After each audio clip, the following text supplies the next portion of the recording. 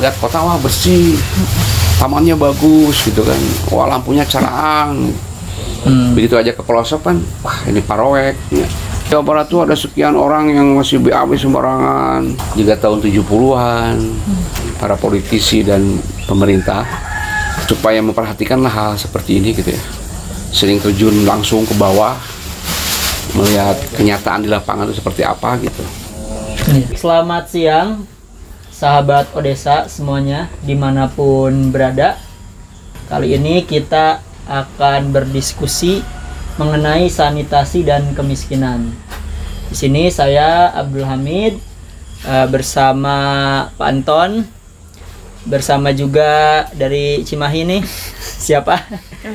Laila ya. Laila ini juga fasilitator sekolah Samin. Nah, nanti kita akan bicara juga diskusi mengenai sanitasi dan hubungannya dengan pendidikan. Soal sanitasi, Pak. Odesa ini kenapa bisa ada program sanitasi gitu ya? Padahal kan ya kemiskinan itu umumnya kan orang-orang misalkan santunan beras gitu ya. Terus bangun rumah gitu. Kok ini ngurus sanitasi gitu, Pak? Boleh diceritakan? Jadi begini ya, awal Odesa berkegiatan di daerah Cimenyan, terutama di Desa Makarmanik, Cikadut dan sekitarnya itu kira-kira tahun 2016 lah. Nah, pada masa-masa itu kita sering belusukan, sering kekurusukan ke pelosok di wilayah Cimenyan ini dengan Mas Faiz, dengan Pak Budi dan lain-lain. Nah, kita menemukan kenyataan betapa memprihatinkannya kondisi sanitasi yang ada di tengah masyarakat di Cimenyan ini ya, terutama sekitar 3 atau 4 desa yang sering kita kunjungi gitu.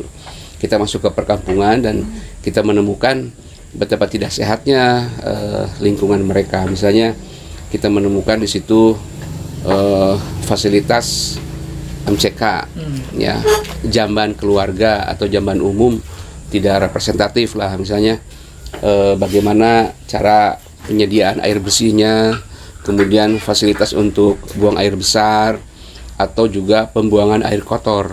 Nah, ini kan 3 hal ini kita melihat, wah ini rentan terhadap kesehatan. Nah, salah satu hal yang membuat kita menjadi lebih merasa perlu untuk mengangkat persoalan ini, ada satu penelitian beberapa tahun yang lalu dari UNICEF yang menunjukkan bahwa dalam 1 tahun itu ada sekitar 150.000 anak-anak Indonesia di bawah 5 tahun yang meninggal dunia. Nah, 40.000 diantaranya itu meninggal karena mereka tidak terbiasa cuci tangan sebelum makan, atau mereka BAB sembarangan. Jadi ini kan menunjukkan sebuah kondisi real di tengah masyarakat, betapa hal-hal seperti itu tuh bisa menjadi suatu kontribusi besar terhadap angka kematian anak-anak kita gitu ya.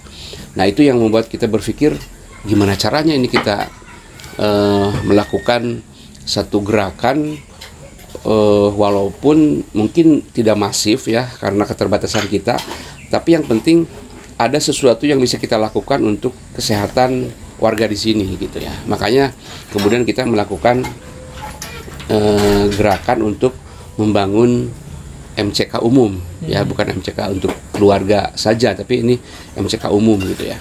MCK umum itu kan jamban umum ini bisa digunakan oleh lebih dari 1 keluarga ya, bisa oleh 4 keluarga, oleh 5 keluarga gitu kan. Kalau kita kalikan dengan jiwa itu lebih banyak, lebih bermanfaat gitu. Walaupun ini tidak menyelesaikan persoalan secara serentak, secara keseluruhan, tapi paling tidak mungkin kontribusi ini juga memberikan sumbangan lah untuk mengecilkan angka kematian akibat sanitasi yang buruk ini gitu ya.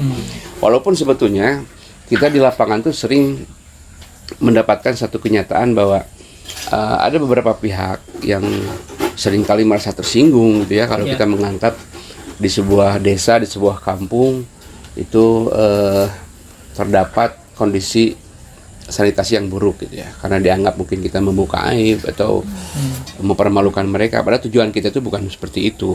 Kita mengangkat itu agar semua orang memberi perhatian. Ada persoalan serius nih di tengah masyarakat kita gitu.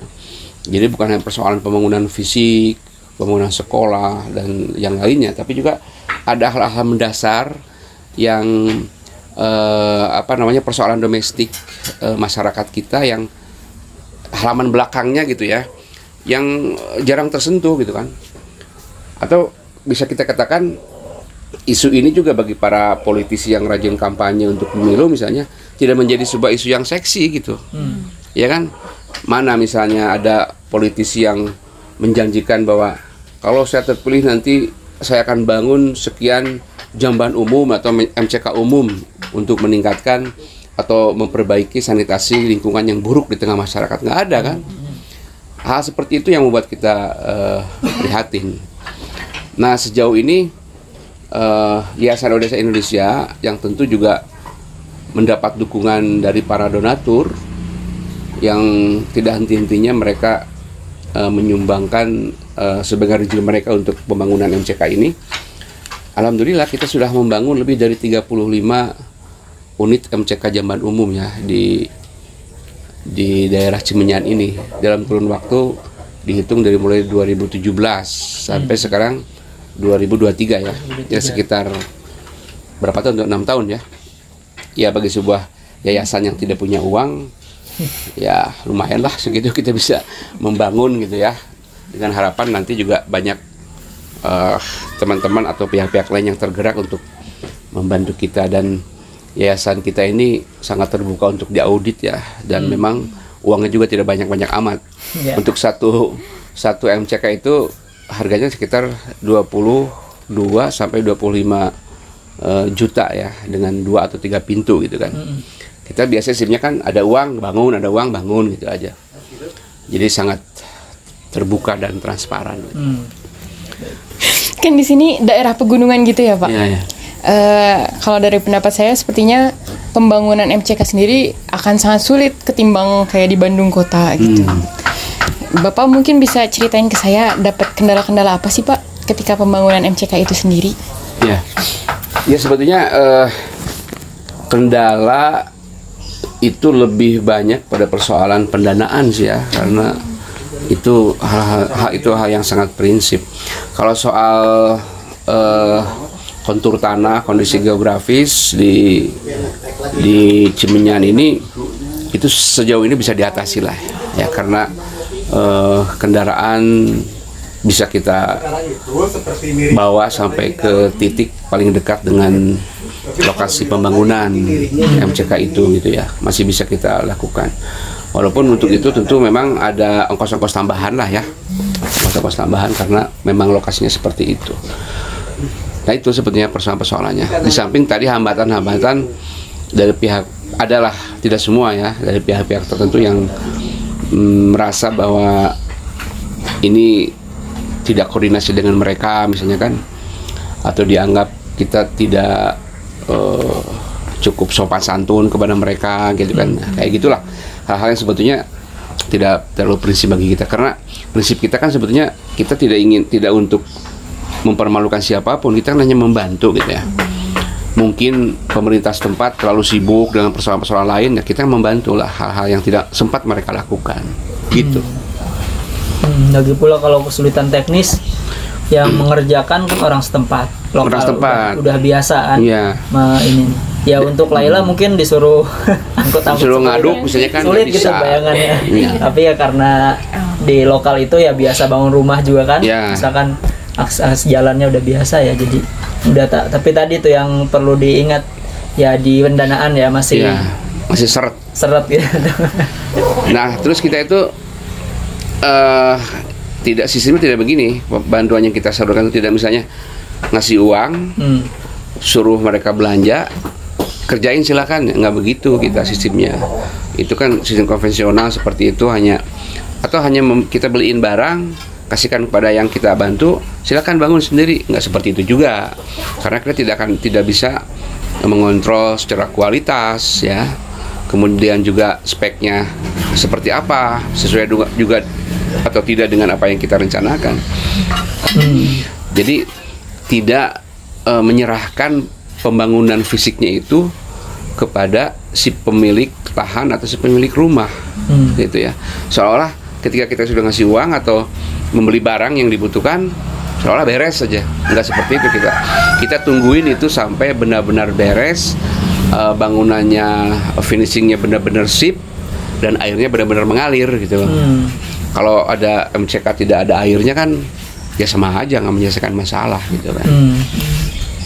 Gitu. Jadi bagus ya Pak, sekalian peningkatan kerja warga lokalnya juga. Iya. Dan kita menghargai keringat yang bekerja kan. Iya. Jadi tidak lepas tanggung jawab. Pokoknya mah sudah saya sumbang, saya tinggalin aja. Nggak begitu kan. Harus selesai, dicat segala macam.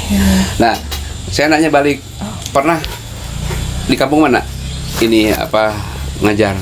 Saya pernah sekarang lagi fokus di Cisanggarung sama Cisanggarung Wetan, Pak. Gitu. Melihat kan situasi bagaimana kondisi sanitasi kan? Nah, seperti itu. Nah, kita hal-hal kecil yang bisa kita lakukan kepada anak-anak Samin ini, hal sederhana kan, misalnya sebelum belajar biasakan mereka untuk berdoa ya. Kemudian juga kalau mereka siap ada sajian makanan, suruh cuci tangan, yang sederhana aja gitu kan, yang hal seperti itu. Mau mereka ada kepentingan ke belakang, tunjukin ke tempat yang benar, jangan suruh udah berdiri aja di situ di belakang rumah terus samping bangunan gitu kan. Jangan seperti itu, kita didik mereka dengan cara-cara yang benar gitu. Jadi nanti akan kebawa ketika mereka tumbuh dewasa. Jadi untuk proyek pembangunan MCK sanitasi komunal ini sebetulnya target Odesa itu hanya fisik saja atau sampai ke perubahan perilaku masyarakat, Pak? Iya, idealnya kita tentu sampai ke perubahan perilaku ya. Nah, perubahan perilaku itu kan salah satunya itu lewat sekolah Samin itu kan. Jadi kita bangun fisiknya, dan tentu kita tidak mengharapkan bahwa perubahan itu terjadi misalnya pada generasi yang sudah ada sekarang, yang sudah dewasa, udah tua kan, agak susah. Tapi kita bangun fisiknya. Nah, hal-hal yang sifatnya bangunan nilai, tradisi itu kan anak-anak kecil ini, gitu kan, anak kecil ini yang coba kita beri pemahaman yang baru tentang sanitasi gitu. Walaupun kita berharap yang tua-tua juga memang berubahlah gitu ya, agak terhese sih sebetulnya, cuma kebiasaan saja gitu. Nah, saya juga punya angka ini. Pada tahun 2016 ya kita sempat ngutak-ngatik juga angka BPS tentang persoalan kesehatan sanitasi ini. Jadi di Jawa Barat itu ada sekitar 4 juta keluarga yang BAB masih sembarangan gitu, masih buang air besar sembarangan karena persoalan mungkin tidak memiliki MCK yang memadai gitu ya, dan sebagainya. Nah, kalau 4 juta ini kita kalikan 4 aja satu keluarga, 4 orang, 4 kali 4 kan 16 juta. 16 juta warga. Tapi dari tahun ke tahun memang berkurang terus ya. Artinya mungkin ada perbaikan dari sisi pembangunan fasilitas MCK. Tapi beberapa pemerintah daerah ketika menargetkan tahun sekian persen, banyak yang meleset juga gitu ya untuk pembangunannya itu, sehingga bebas dari BAB itu agak sulit karena banyak juga yang tadinya akan mencanangkan 2023 itu terbebas ya dari BABS, tapi ternyata agak kesulitan juga, mungkin persoalan dana juga ya, karena kemarin pandemi ada pengalihan dana dari persoalan seperti ini, mungkin dialihkan untuk penanganan COVID dan sebagainya. Ya, kita doakanlah mudah-mudahan persoalan pembangunan fisik untuk menangani BABS ini segera selesai, segera normal kembali lah, supaya kesehatan masyarakat terutama di perkampungan itu bisa meningkat gitu ya. Tapi soal membahas soal di pemerintahan Pak, bagaimana pemerintah memprioritaskan pembangunan dasar yang kategori dasar ini ya, sanitasi ini, apakah mereka sebetulnya serius atau belum serius gitu Pak? Sampai maksudnya sampai sering merosot gini, angkanya masih belum susut-susut gitu. Kalau serius dan tidak serius itu harus ditanya kepada pemerintahnya ya. Kalau saya bilang tidak serius itu dianggap sok tahu, wah, gua serius ini, gitu kan, si yang marah kayak begitu. Tapi standar serius menurut Bapak kan seperti apa? Tapi kalau kita melihat, misalnya kita melihat kenyataan, ada di sini misalnya sejumlah masyarakat yang usianya sudah tua, ibu-ibu, bapak-bapak yang usianya udah 70 gitu ya, 70 tahun. Dan mereka mengatakan bahwa puluhan tahun itu ya kami seperti ini cara BAB-nya. Berarti kan tidak ada perubahan sebetulnya. Udah berapa, misalnya di Kabupaten Bandung di sini ya, masuk Kabupaten Bandung. Mungkin sudah berapa bupati, berapa lurah, berapa kepala desa, berapa camat. Tetap saja seperti itu kondisinya. Berarti mungkin tidak ada penanganan yang lebih serius, lebih detail terhadap persoalan sanitasi ini, gitu kan? Ya, dari situ. Kan katakanlah begini, pemerintah daerah itu dimanapun selalu lebih mengutamakan itu halaman depan daerahnya, etalase lah.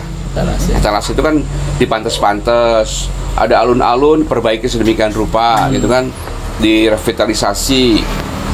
Miliaran harganya, biayanya. Tapi mereka lupa bahwa daerahnya itu punya halaman belakang. Nah, halaman belakang itu seringkali diabaikan gitu. Mungkin alun-alunnya mentereng lah. Alun-alun mentereng, pusat kotanya mentereng. Tapi ketika masuk ke pelosok-pelosok, wah ternyata begini gitu ya. Jadi tidak menjadikan kesannya gitu ya. Tidak menjadikan halaman belakang ini sebagai sebuah prioritas pembangunan, ya, termasuk pada pembangunan sanitasi ini. Jadi omongan saya ini bukan mengada-ngada, karena hampir tiap hari kita ada di sini dan melihat langsung kondisi masyarakat, berdialog dengan mereka, ya begitu sanitasi mereka itu, gitu ya. Padahal misalnya untuk air bersih saja di Cimenyan ini nggak susah gitu, karena ini kan daerah perbukitan. Ya, di mana seke atau sumber air, mata air di pegunungan itu banyak, lahannya lahan subur. Nah, yang menjadi kesulitan masyarakat di sini adalah bagaimana caranya agar air yang subur itu, sumber air yang subur itu sampai ke rumah mereka, gitu kan? Sementara mereka tidak memiliki cukup biaya untuk mengalirkan air itu ke rumah-rumah mereka. Kan sebetulnya bisa dibikin sebuah konsep yang sederhana, bagaimana caranya agar ada pipa misalnya, ada paralon besar yang bisa mengalir ke sebuah bak besar di sebuah kampung, kemudian bak besar itu yang airnya penuh dialirkan dengan menggunakan selang ke rumah-rumah penduduk. Kan sebenarnya konsepnya sederhana, gitu ya. Tapi kalau kita lihat di sana kan jarang sekali ada bentangan pipa yang dialirkan untuk kampung-kampung tertentu yang dibiayai oleh pemerintah misalnya. Bahkan kita melihat pipa itu banyak mengalir melintasi kampung yang jatuhnya ke kota, ya kan? Jadi misalnya ada sebuah sumber air yang bagus di sini, dialirkan airnya untuk perumahan orang kota, gitu kan? Jadi pemilik lahan di sini yang penduduk yang dilewati pipa itu kan cuma bisa kayak curug gitu ya. Oh, air yang harusnya mampir ke desa kita malah cuma lewat doang gitu ya. Tapi airnya dipakai oleh orang-orang kota di bawah gitu kan. Nah, mestinya yang dipikirkan ada mungkin biayanya pengadaan pipa itu tidak sampai miliaran kalau menurut saya sih. Nggak sampai miliaran lah untuk satu desa itu ya. Hanya berapa sih pipa, berapain gitu ya. Kemudian nanti masuk ke bak, dan dari bak besar itu dialirkan. Itu menurut saya sangat murah lah kalau dibanding dengan revitalisasi alun-alun misalnya, atau revitalisasi pusat-pusat kota gitu ya, pasti lebih murah.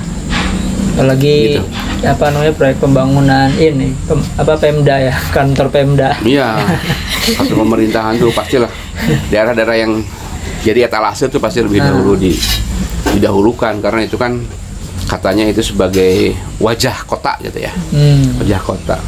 Kalau di pelosok kan tidak dianggap sebagai wajah kota, mungkin itu mah pantat kota sebenarnya, atau daerah pinggiran itu nggak dianggap gitu ya, padahal persoalan ada di situ gitu kan, sanitasi segala macam. Jadi ya wajahnya cakep gitu ya, pantatnya burik gitu kan. Buduk gitu ya. Dibiarkan buduk ya. Iya, buduk biarin. Yang penting wajah gitu kan. Seperti itu. Oke, dari Laila. Mungkin saya mau ke Mana? Cimahi. sikap warga desanya sendiri sih Pak, ketika awal atau sampai sekarang, kayak apakah ada yang melakukan penolakan kayak saya sudah bahagia dengan MCK yang saya punya misalnya ketika Bapak mau pugar gitu. Sebetulnya nggak ada persoalannya dengan mereka, malah mereka gembira kalau kita membantu gitu ya, tidak ada penolakan. Kalau penolakan itu justru datang kan dari pihak-pihak yang tadi itu merasa dilangkahi atau begitulah. Tapi dari warga sendiri yang menerima bantuan ya mereka happy aja, dibantu pengadaan airnya gitu ya, dibantu untuk tempat buang kotorannya gitu. Tentu sesuatu yang bagi mereka kan sekian puluh tahun atau lama sekali tidak merasakan kenyamanan ketika buang air besar. Tapi walaupun begitu, mungkin pada mulanya mereka mungkin merasa nyaman dengan kondisi seperti itu. Tapi kan kenyamanan versi mereka itu tidak signifikan dengan kenyamanan secara kesehatan, ya kan? Mungkin nyaman berada di alam terbuka gitu ya, nggak pakai atap, nggak pakai apa, dia sambil merokok begini kan, naturalis gitu kan. Tapi kan terus buangan airnya juga keselokan di depan rumah kayak begitu kan, nggak pakai septic tank. Itu kan bagi mereka nggak jadi persoalan, tapi kan mungkin tugas kita memberitahu bahwa itu benar ya, kayak dari sisi kesehatan berbahaya gitu kan, begitu. Bahkan ada cerita Laila itu ada yang mau dibangun tapi nggak mau pakai pintu katanya. Mau kebuka aja gitu. Iya, soalnya takut ada yang ngunci gitu. Biasa nggak pakai pintu. Tapi ada di sebuah tempat ini ya, di sebuah tempat cerita benar ya. Jadi kita di sebuah tempat itu membangun MCK umum. Kebiasaan masyarakat setempat itu biasanya melakukan aktivitas BAB itu di sungai atau di tempat-tempat terbuka lah ya.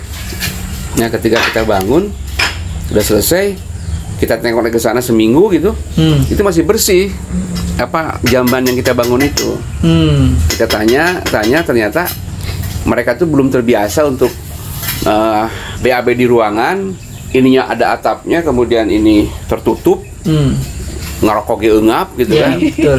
Itu kan kebiasaan-kebiasaan yang susah untuk dilepaskan, untuk dirubah. Tapi lama-kelamaan mereka bisa juga. Setelah kita kesana lagi, wah ini udah mulai kotor nih. Kotor tuh artinya ada bekas kaki, ada bekas apa, berarti udah mulai dipakai gitu kan. Kalau bersih terus kan kita juga bertanya-tanya ini dipakai apa enggak. Ternyata ada problem soal kebiasaan, perilaku lah. Itu transisi ya dari yang sering di sungai. Emang ada Pak yang udah saking seringnya itu ya udah nyaman dan mereka ngerasa jijik justru misalkan ya di kloset gitu ya. Karena kalau di sungai langsung bersih ya. Bersih. Saya nggak tahu apa-apa, tahu-tahu udah hilang gitu. Kalau ini kan udah dibanjur, gitu. Terus kelihatan juga, aduh ini gitu kan. Kalau di sana kan dah gitu kan, soal aliran air gitu. Nggak usah repot-repot. Gitulah. Nah, waktu itu untuk di 2 kampung aja dulu kita pernah belusukan sama Mas Faiz. Kita perlu 70 jamban umum gitu. 70. Untuk beberapa kampung di sini tuh. Nah, sekarang kita baru membangun 35. 70 itu kan itu baru batas minimal ya. Sebenarnya kalau kita melebarkan ke beberapa desa lagi, 70 itu nggak akan cukup lah. Kita baru bisa membangun setengahnya, 35 itu terbatas sekali gitu ya. Terbatas. begitu. Nah ini mungkin perlu tahu dari para sahabat Odesa, ini yang dibantu ini keluarga yang seperti apa gitu Pak? Bisa dijelaskan? Ya. Nah gini, jadi kita prioritaskan tentu mereka yang berkategori miskin ya. Miskin karena misalnya mereka itu buruh harian lepas, udah gitu juga tidak memiliki pekerjaan yang tetap. Jadi penghasilan juga tidak tetap, penghasilannya juga tidak jelas, pekerjaannya tidak jelas. Nah, mereka berkelompok di sebuah titik tertentu. Nah itu yang kita bantu gitu ya. Selain kita bantu dari sisi kesehatan sanitasinya, kita juga mendekati mereka agar anak-anak mereka juga ikut pada program kita untuk ikut sekolah SAMI segala macam. Jadi simultan lah. Jadi kita kasih soal sanitasinya, bantuan, dan kita juga ingin membantu mereka dari sisi pendidikan, gitu ya. Dan seperti kita ketahui kan, untuk sisi pendidikan, alhamdulillah kita sudah membantu lewat, ya tentu dengan bantuan para dermawan ya, kita sudah memberikan beasiswa kepada puluhan orang untuk puluhan anak untuk berangkat dari Cimenyan ini sekolah ke jenjang yang lebih tinggi setelah sekolah dasar gitu kan. Itu jadi simultan lah. Karena untuk sebagian orang yang ya sulit ekonomi ya prasejahtera itu mau bangun toilet ya kan susah ya Pak. Kalau yang mungkin pegawai ya bisa pinjam ke bank gitu ya, nyicil-nyicil mereka. Iya. Ada jaminan apa ya? Jadi kalau dalam bahasa Sunda itu katuruga tutu ya, artinya dari sisi ekonomi mereka sudah terpuruk. Karena keterpurukan ekonomi, kesehatan juga tidak terperhatikan. Jadi akhirnya dua hal ini menumpuk. Yang miskin mereka hidupnya begitu. Juga mereka tidak sehat gitu ya. Nah itu. Makanya bahaya ya Pak. Jadi kalau diabaikan ya bisa-bisa tadi mengancam kesehatan, bahkan tidak hanya keluarga itu ya, menyebar lingkungan sekitar gitu. Nah kita berusaha bagaimana generasi yang akan datang kemudian di kampung ini juga bisa lebih baik lah ya, hidupnya lebih baik, kesehatannya lebih baik gitu. Ini juga saya soalnya baru tahu tentang masalah-masalah di sini gitu. Masih kaget. Kayak saya awalnya kira kayak masalah MCK itu udah zaman sekarang mah udah nggak ada lah gitu ya. Kayak semua orang sudah mendapat kelayakan tempat buang air ya. Kayak gitu. Padahal masih banyak. Ya itu tadi saya bilang halaman belakang daerah itu jarang diperhatikan gitu ya. Karena tidak kelihatan di etalase yang gitu mah. Kalau ada tamu-tamu kan, wah lihat kota wah bersih, tamannya bagus gitu kan, wah lampunya cerang. Begitu aja ke pelosok kan, wah ini Paroek ya. Juga tahun 70-an, jalan-jalannya masih lumpur. Kalau sedikit hujan, wah beceknya minta ampun, berbahaya dipakai gitu kan. Nah begitu, jadi memang para wakil rakyat juga para politisi dan pemerintah supaya memperhatikanlah hal seperti ini gitu ya, sering terjun langsung ke bawah melihat kenyataan di lapangan itu seperti apa gitu. Dan itu kan bagus sekali kalau begitu kan, artinya melihat langsung keadaan gitu. Tidak berdasarkan laporan dari statistik, laporan dari desa, tapi kan meyakinkan gitu, bener nggak ayatnya nukiat ya gitu kan, supaya mereka tahu. Jadi itu kan nanti kalau turun ke bawah begitu kan akan berpengaruh nanti kepada kebijakan-kebijakan yang mereka bikin gitu kan. Itu yang kita harapkan. Nah kebanyakan kita sekarang kan membicarakan kemiskinan itu di hotel-hotel mewah gitu kan. Wah bahwa di Jawa Barat tuh ada sekian orang yang masih BAB sembarangan, sekian orang yang masih miskin, di bawah garis kemiskinan, segala macam lah. Tapi mereka berbicaranya di hotel-hotel yang mewah gitu ya, di tempat-tempat yang sejuk, ber-AC, makanannya nyaman sekali, enak gitu ya. Ya harusnya kan mereka bicara itu langsung ke lapangan lah, melihat gitu ya. melihat langsung kan lebih puas gitu kan. Betul fakta ya. Dan ya tadi Laila juga kan ya masih baru ya melihat kenyataan apa ya kurangnya sanitasi di sini ya di daerah Cimenyan. Kalau Laila dulunya kalau ngedengar kemiskinan apa yang ada di bayangan Laila kira-kira tuh?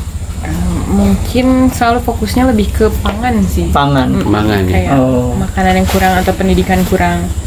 Kayak masalah sanitasi itu kayak udah lebih privilege mungkin kayak masuk kebersihan gitu. Padahal kan itu nyakup juga ke kesehatan, gak sekedar penampilan. Betul. Ya kan kita misalnya sebagai orang Islam aja ya, sering kan pelajaran pertama soal toharo, bersuci itu kan selalu bab pertama dalam fikih. Terus juga sering dikatakan kebersihan sebagian daripada iman. Nah, itu kan hadis. Jadi kalau tidak bersih berarti tidak beriman sebagian. Nah, itu kan gampang diucapkan tapi susah untuk dipraktekkan sebenarnya. Bukan untuk diri kita sendiri kan. Ketika masyarakat itu tidak bersih, berarti ada kekurangan dari sisi nilai-nilai keagamaannya. Nah, kita yang punya kemampuan kan sebenarnya punya kewajiban untuk membantu mereka supaya memperbaiki keadaan itu gitu. Nah, kalau misalnya air bersihnya tidak ada, bagaimana orang Islam bisa wudhu yang benar? Bagaimana mereka bisa mandi besar secara benar gitu ya? Ini sebuah realitas ya. Suatu ketika ada pertemuan warga di sini yang bertahun-tahun mereka kesulitan dengan air bersih. Jadi kalau mereka ingin mendapatkan air bersih untuk minum, untuk mandi, mereka tuh ngantri ke seke di bawah kampung mereka. Ada ratusan meter di pinggir sungai deket rumpun bambu. Nah, mereka bawa jerigen, bawa ember, itu ngantri dari jam 1 malam loh. Jadi bergantian tuh, karena ngantri ngambil, bawa lagi ke atas, diiniin, disimpan di tong, mereka turun lagi, terus begitu bergantian ngantrinya itu. Nah, kita bayangkan air sebanyak itu pun berebut dengan kebutuhan air minum, dengan kebutuhan membersihkan diri gitu ya. Ketika saya iseng tanya, Bapak Ibu, punten ya, saya bilang, sebagai pasangan suami istri, kalau sudah berhubungan mandi besar enggak? Ya mereka cuma ketawa-ketawa kan. Artinya tersiratlah bahwa tidak sempurna lah mereka melakukan pembersihan begitu. Itu dari sisi nilai keagamaan lah ya, toharohnya. Nah, itu kan tanggung jawab kita. Apakah selamanya kita akan membiarkan mereka begitu, padahal kita punya kemampuan untuk menggerakkan agar mereka bisa berubah gitu. Nah, kemudian kita melakukan pembangunan di daerah itu, MCK itu. Ya alhamdulillah kita bisa menarik air dari sumbernya itu sepanjang 3 km pakai selang nyampe ke rumah penduduk di situ. Ya setidaknya itu bukan sebuah langkah yang besar lah dibandingkan dengan apa yang bisa dilakukan oleh pihak lain gitu, atau pemerintah segala macam. Tapi ini memberi sedikit solusi lah bagi mereka, begitu. Jadi pas kita membicarakan kemiskinan juga ini makanya jadi yang perlu kita perhatikan dalam isu kemiskinan itu kan diantaranya selain pangan tadi ya sanitasi. Jadi ya pemerintah maupun semua kalangan sipil yang bergiat mengenai kemiskinan ya berarti mesti juga ya Pak memperhatikan aspek apa yang perlu kita perhatikan dalam kemiskinan itu. Tadi ada problem sanitasi, terus pangan, terus selain itu ada apa lagi Pak yang kira-kira dialami oleh orang-orang miskin? Soal ini kelemahan leadership juga. Leadership, pemimpinan itu banyak kejadian. Jadi sebetulnya kan kalau ada satu tokoh yang bisa menggerakkan untuk mengubah kondisi ini walaupun tidak maksimal, yang penting ada menggerakkan di tengah masyarakat mereka, saya pikir sedikit demi sedikit persoalan ini akan bisa diatasi. Misalkan ketika kita jangan mengandalkan leadership itu kepada pimpinan struktural gitu ya, yang formal. Kita harus ada pimpinan yang informal lah, tokoh masyarakat. Misalnya tadi kita bicara soal sebuah daerah yang subur airnya tapi masyarakat susah mengalirkan air dari tempat itu ke rumah mereka. Kalau di situ ada leader, di situ ada pemimpinnya, tentu akan mencari pemecahan masalah mereka itu. Gimana caranya nih? Kita patungan, atau kita minta sumbangan, atau kita minta ke desa. Kalau desa nggak ada, kita harus bagaimana? Kan itu leader di situ. Kalau ada leader di situ pasti ada jalan-jalan yang bisa ditempuh gitu. Tapi mereka merasa bahwa ya udahlah saya nawe kia gitu kan. Nggak ada leader di situ. Nah, kita bukan berarti kita super atau hero gitu ya. Nah, kita mengisi kekosongan itu gitu loh, walaupun sedikit. Jadi kita memfungsikan fungsi kita sebagai leader untuk mengarahkan lah. Sok nyen ya MCK gitu kan. Coba kita bikin ini sekolah Samin. Jadi kita mengisi kekosongan itu sebetulnya. Walaupun tidak selamanya kita nongkrongin terus kan. Yang penting setelah kita bangun berfungsi, ya mereka harus tanggung jawab untuk memelihara keberadaan fasilitas itu. Itu.